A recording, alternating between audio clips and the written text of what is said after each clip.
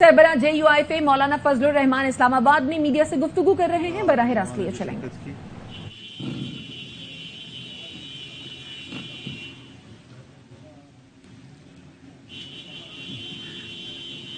आमला के इजलास के कुछ फैसले, कुछ तजावीज़ जब हम आपके सामने जिक्र करेंगे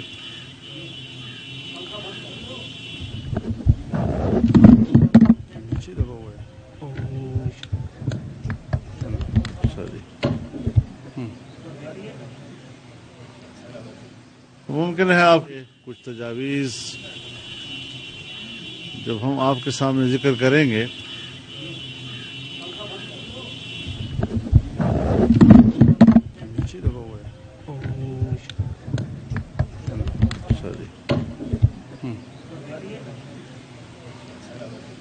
मुमकिन है आप किसी बात पर हमें ये कहें कि जी फिर ये तो आप तो हुकूमत का हिस्सा हैं। हाँ, हम हुकूमत का हिस्सा हैं, लेकिन ये आमला का इजलास है और जमा आज आपने कुछ चीज़ें रिपोर्ट की हैं।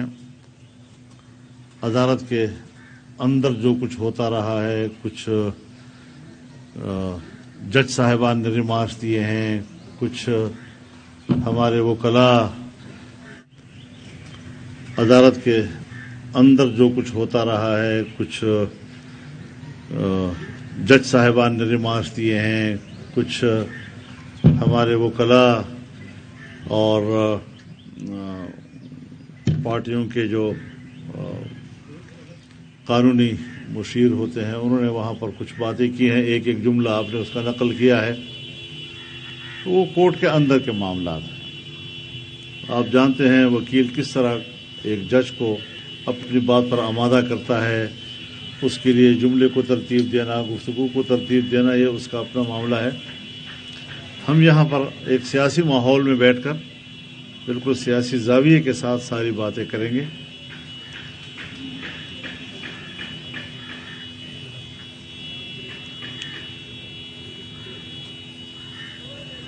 कल वज़ीर-ए-आज़म की सदारत में हुक्मरान जमातों के सरबराहान का इजलास था और उसमें जो ज़ेर बहस मौजू था वो PTI से मुज़ाकरात का था।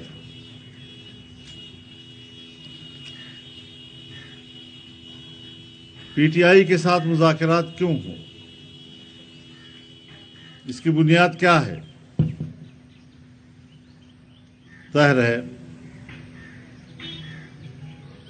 कि ये इसको जो भी आप उन्वान दें, लेकिन बहरहाल सुप्रीम कोर्ट तमाम सियासतदान वो एक पार्टी को और एक शख्सियत को आमादा करें, तो ये पहलू ज़रा हमारे नज़दीक काबिल एतराज़ था। लेकिन अगर सेनेट के अंदर वज़ीर-ए-आज़म समझते हैं कि ये बात होनी चाहिए, तो विफाक़ पाकिस्तान का एक इदारा है, ताहम हम उसका हिस्सा फिर भी अपने उसूल के तहत नहीं बन रहे और हमारा मौक़िफ़ यही है कि ये इलेक्शन कमीशन का मामला है और इलेक्शन कमीशन ही इस मामले को अपने पूरे इख्तियारात को इस्तेमाल करते हुए आगे जाए। दूसरी बात हम ये कहना चाहते हैं कि सुप्रीम कोर्ट का फैसला इस वक्त 14 मई के हवाले से मेरी ज़ाती नज़र में नाकाबिल अमल है। मैं अदालत के फैसले के बारे में नाकाबिल कबूल का लफ्ज़ नहीं इस्तेमाल कर रहा हूँ, मैं कहता हूँ नाकाबिल अमल है और इसका इदराक खुद उनको भी कर लेना चाहिए। तो ये हमारी पार्टी की सोच है और जो मैंने प्रेस कॉन्फ्रेंस की थी, मेरी पूरी मरकज़ी मजलिस आमला ने उसकी तौसीक की है, जिस पर मैं उनका शुक्रगुजार हूँ।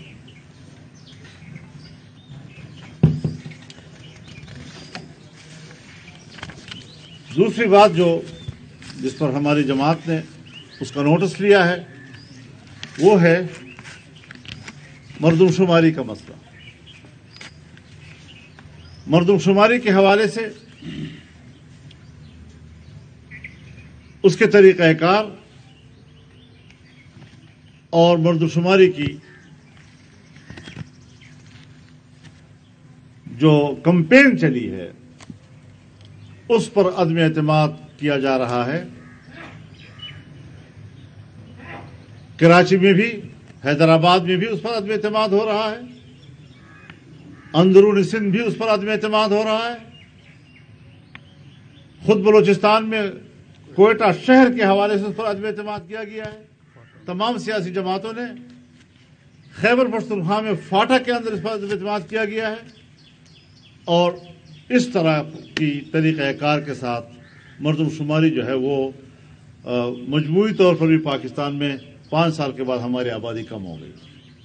ایک ایسا ملک ہے کہ جہاں آبادی بڑھنی چاہیے وہاں آبادی ہماری کم ہو رہی ہے. اسی حوالے سے ووٹر لسٹیں بننی ہیں، اسی حوالے سے نئی حلقہ بندیاں ہونی ہیں جس پر کل لوگوں کو اعتماد نہیں ہوگا اور جیسے جبر کی بنیاد پر آپ ان سے ایک الیکشن کروائیں گے. لہذا جمعیت علماء اسلام نے اپنے حکومت سے یہ کہا ہے کہ یہ جو ڈیجیٹل سسٹم کے تحت مردم شماری کی گئی ہے، عام آدمی دیہاتوں میں، دور دراز کے علاقوں میں ڈیجیٹل کو نہیں جانتے. اور جس طرح پچھلا الیکشن ایک مشین کے ذریعے کرایا گیا اور جس کا نتیجہ دھاندلی کی صورت میں آیا اور جس نے پاکستان کے اندر سیاسی عدم استحکام پیدا کیا، آج مردم شماری کو اگر آپ اس طریقے سے ڈیجیٹل سسٹم کے تحت عام آدمی کو جو بیچارہ ان پڑھ ہے، اس کو اس کا علم ہی نہیں ہے، اور آپ اسے کہہ رہے ہیں کہ جی آپ گھر میں پرچے تقسیم ہوتی ہے اور آپ خود جو ہے وہ بھریں اس کو، یہ تو طریقہ ٹھیک نہیں ہے. اور کتنے لوگوں کو یہ طریقہ آتا ہوگا جو لوگوں پر زبردستی تھوپا جا رہا ہے. تو اس پر فوری طور پر تحقیقاتی کمیشن قائم کیا جائے اور اگر یہ غلط مردم شماری ہے تو پھر اس کو دوبارہ ہونا چاہیے.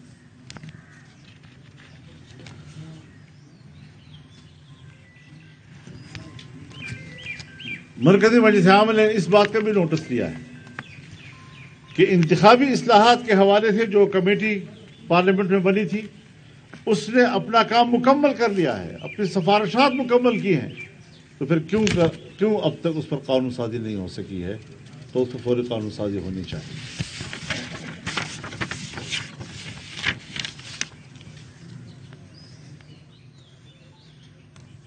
اجلاس نے عمران خان، اس کی جماعت کے پچھلی حکومت میں ذمہ داران اور بحیثیت پی ٹی آئی جو اس نے کرپشنز کی ہیں اور مہا چوریاں کی ہیں، جسے شاید تاریخ پتہ نہیں کن الفاظ کے ساتھ ذکر کرے گی، تاریخ کو بھی اندازہ نہیں ہوگا کہ ہم کس طرح ذکر کریں اس کو. اس حوالے سے 1 سال گزر گیا ہے، عوام منتظر ہیں اس بات کی کہ ان کے خلاف احتساب کا عمل کب شروع ہوگا. اس پر بھی فوری طور پر اقدامات ہونے چاہیے اور مزید کسی تاخیر کی اب اس ملک پہ گنجائش نہیں ہے.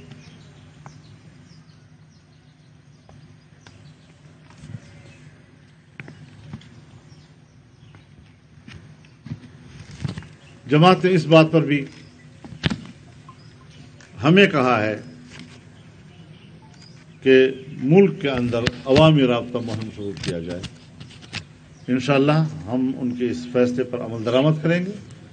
اس کی ترتیب، اس کا طریقہ کار کیا ہونا چاہیے، کنونشن کہاں ہونے چاہیے، عام جلسے کہاں ہونے چاہیے، اس پر ہم شیڈول دیں گے انشاءاللہ اور عوام کے ساتھ براہ راست جا کر ہم بات کریں گے.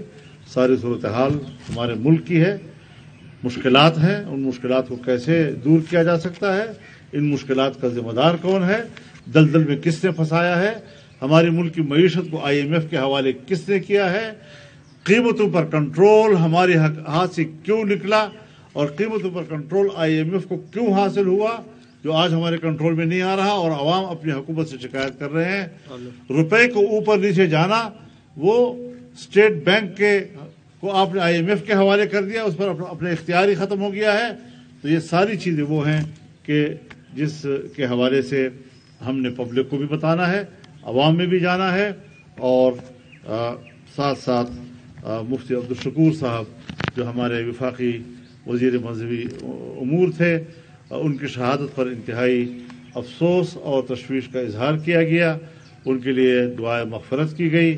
ان کے تمام لواحقین کے ساتھ ہمدردی کا اظہار کیا گیا اور ان کے تمام جو اس وقت تک خدمات تھے، چاہے وہ جماعت کے لیے تھے، چاہے وہ حکومت کے اندر اپنے حج پالیسی کے حوالے سے اور مذہبی معاملات کے حوالے سے تھے، ان سب کو خراج عقیدت پیش کیا گیا. اللہ تعالیٰ ان کے درجات کو بلند فرمائے اور ان کو مقام شہادت پر فائز فرمائے. بس وآخر دعوانا الحمدللہ. مولانا صاحب یہ بتائیں کہ ابھی وزیر اعظم نے ایوان میں قومی اسمبلی میں خطاب کرتے ہوئے یہ کہا ہے کہ 25 جولائی 2018 کو جو انتخابی دھاندلی ہوئی تھی اور بڑے پیمانے پر دھاندلی ہوئی تھی، اس کی نہ صرف تحقیقات کی جائیں بلکہ چوروں کو بھی پکڑا جائے. اب میرا آپ سے سوال یہ ہے کہ وزیر اعظم صاحب یہ کہہ رہے ہیں کہ وزیر اعظم کو تو تحقیقات کا حکم دینا چاہیے، پہلا کوشچن یہ. اور دوسرا، کیا واقعی آپ اصل چوروں کو پکڑ سکیں گے 25 جولائی 2018 کے؟ میرے خیال میں ان کی جو بات ہے، وہ جو آج ہم جس چیز پہ غور کر رہے ہیں، یہ تقریباً ایسا ہے کہ جیسے انہوں نے اس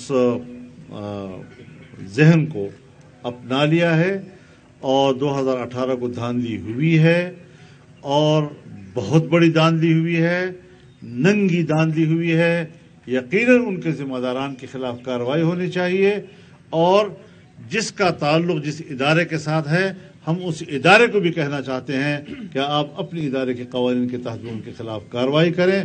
اس کے بغیر معاملات نہیں چلتے. لیکن ساتھ ساتھ 180 اراکین کی ان پر اعتماد پر میں وزیر اعظم کو مبارکباد پیش کرتا ہوں. صاحب نے کہا ہے کہ سیاستدانوں کو سیاسی مسائل کا حل خود مل کر بیٹھ کر نکالنا چاہیے. چیئرمین سینٹ صاحب نے بھی کوشش کیا، سمجھتے ہیں پی ٹی آئی کے ساتھ بیٹھ کر مسائل کا حل نکل پائے گا؟ دیکھیے، میں تو نہیں سمجھتا کہ کوئی ان کے ساتھ بات کر کے سیاسی انہوں نے تو ابھی ابتدا میں جو بیانات دیے ہیں، پہلی سے ہی انہوں نے کہہ دیا کہ مذاکرات ناکام ہوں گے. تو عدالت کو بھی ہم یہ کہنا چاہتے ہیں کہ آپ نے شاید ابھی تک ان کو نہیں پہچانا، ہم نے 12 سال پہلے پہچانا ہے. آپ کی جانب سے جو مذہبی طبقہ ہے، اس جانب سے لاؤڈ اسپیکر کے بارے میں کہا گیا کہ یہ کافر ہے، اس کے بعد ٹی وی کے خلاف باتیں ہوئی. آج آپ ڈیجیٹل مردم شماری کو بھی نہیں مان رہے، کیا یہ وقت کی اہم ضرورت نہیں ہے؟ اس کا اس سے کوئی تعلق نہیں. دوسرا سوال یہ ہے میرا، نہ ہم نے یہ کہا ہے آج تک کہ لاؤڈ اسپیکر پر نماز نہیں ہوتی. مذہبی طبقے میں بات نہیں کر رہا، میں اپنی بات کر رہا ہوں، اپنی جماعت کی بات کر رہا ہوں. ایسے غلط چیزوں کے ساتھ اپنے سوال کو نہ جوڑا کریں. یہ غلط طریقہ. آج کی پریس کانفرنس کے بعد کئی تاثر ہم لے سکتے ہیں کہ جو پی ڈی ایم یا جو اتحاد تھا، حکومت اتحاد تھا، اس پہ اب دراریں پڑ گئی ہیں. کیونکہ آج کی پریس کانفرنس میرے خیال میں ہم نے ثابت کیا ہے کہ حکومتی اتحاد متحد ہے، یکجا ہے، کیونکہ امتحان ہر طرف سے ہے. جزیات پر اختلافات ہو سکتے ہیں اور وہ اختلافات پہلے بھی ہوتے رہے ہیں، لیکن ہم ملک اور بڑے مقاصد کو بھی جانتے ہیں، اس کا پورا ادراک رکھتے ہیں اور اس کے لیے آج جو حکومت موجود ہے یہی وہ قومی حکومت ہے جس کے لیے کہا جاتا ہے کہ تمام پارٹیاں مل کر اس ملک کو چلائیں. سو وہ مقصد آج حاصل ہوا. آپ نے ایک ہی جگہ سے بات ہو رہی ہے، وہ بھی بیٹھے ہیں. آپ کرتے ہیں ایک ہی کر لیں. آپ نے 2018 میں دھاندلی کی بات کی تو اسی دھاندلی کے نتیجے میں یہ اسمبلی وجود میں آئی اور آج اسی اسمبلی کے وزیر اعظم میاں شہباز شریف صاحب ہیں. تو آپ نہیں سمجھتے کہ وہ پھر یہ ہوتا؟ میرے خیال میں جو پی ٹی آئی کے حضرات وہاں سے ان سے بغاوت کر کے آئے ہیں، وہ اپوزیشن میں بیٹھے ہوئے ہیں، ان کا کوئی ووٹ ہم نے نہیں لیا. مشوانی صاحب اگرچہ آپ حکومت اور پی ٹی آئی مذاکرات کا حصہ تو نہیں ہے، لیکن اگر ان مذاکرات کے نتیجے میں کوئی آؤٹ کم سامنے آتا ہے کہ آپ اس کو اون کریں گے؟ تو ہم نے یہ کہا ہے، وزیر اعظم صاحب کو تحریری طور پر کہا ہے کہ آپ جو سینٹ کے اندر کمیٹی روم میں بات چیت کر رہے ہیں، اس کے نتیجے آنے تک ہم اپنے رائے محفوظ رکھیں گے.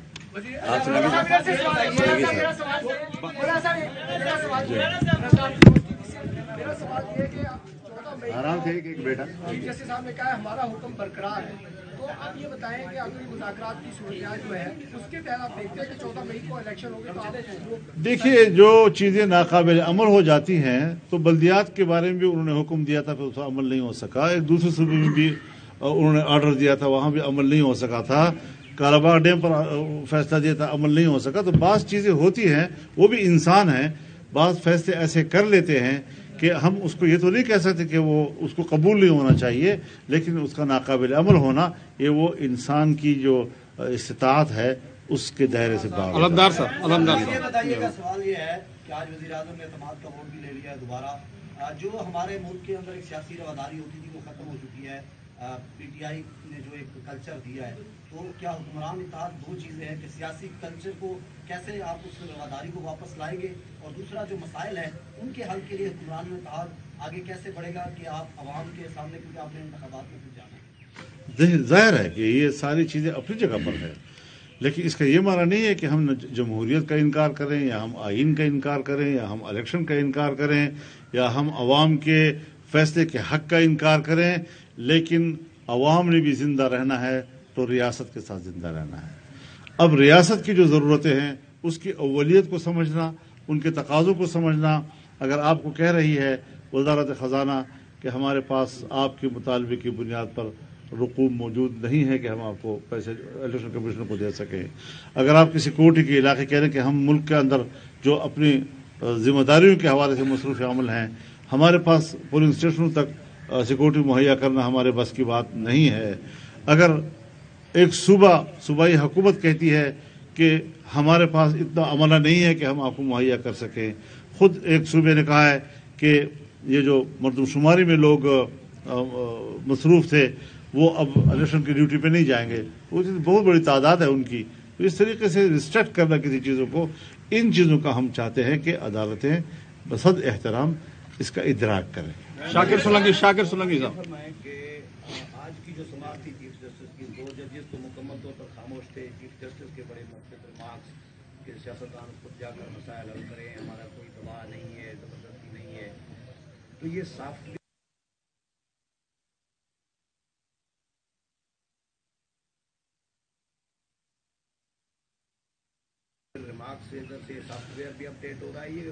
میرے خیال میں نے اس پر تبصرہ کر دیا ہے، میں کوئی انتہا پسند آدمی نہیں ہوں، اگر کوئی مثبت پہلو نکلتا ہے میں اس کا بھی اعتراف کیا ہے، لیکن جہاں جہاں پر ہمیں کچھ چیزوں پر اپنی رائے دینی ہوتی ہے وہ رائے بھی ہم نے دے دی ہے، اس سے زیادہ مزید میرے خیال میں آپ یہی تک بات کریں۔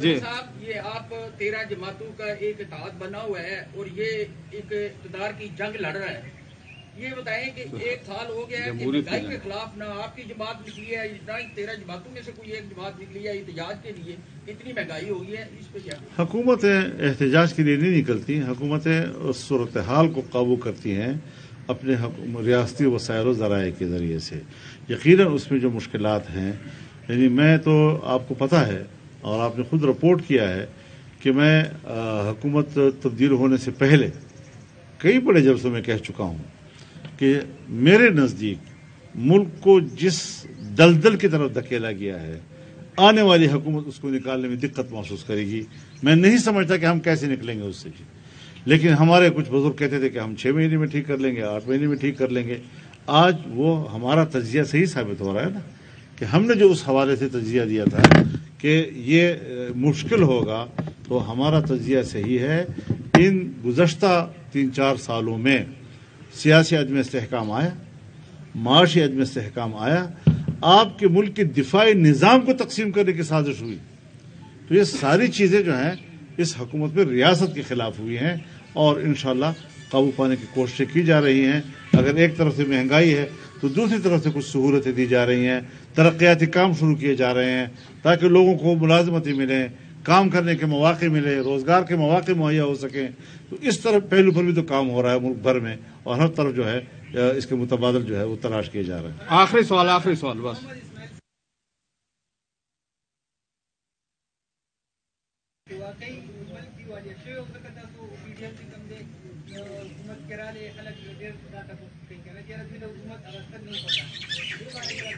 خیر دیکھ ہو زما اوستا رائے کی اتفاق ہم رہتے ہیں جو زمانگ ہم دار ہے وہ چھے حکومت آخ لے خو استفے ورکے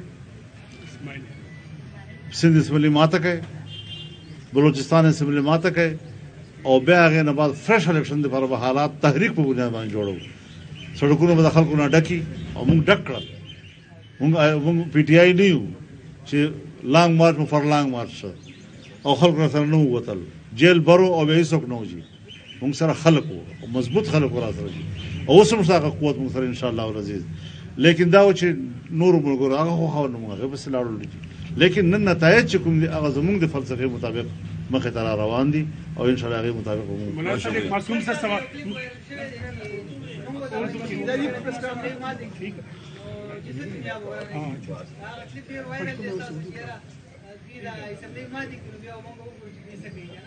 نه اخو وروسته دا پنجاب او د کې پی اسمبلی ماتور دمکانې راکولې نو موږ ورته وی خدای اسمبلی ماته کې به وګورئ ستوره وایي نو دا خپل حق حیران دي دا مولې کول. مولانا صاحب ایک معصوم سا سوال ہے ضروری نہیں ہے کہ آپ اس کا جواب بھی دیں کیا حکومت کو یا پولیس کو کسی ملزمان کے جو ہے جو حراست میں اس کے بال کاٹنے چاہیے کترنے چاہیے جواب ضروری نہیں ہے کہ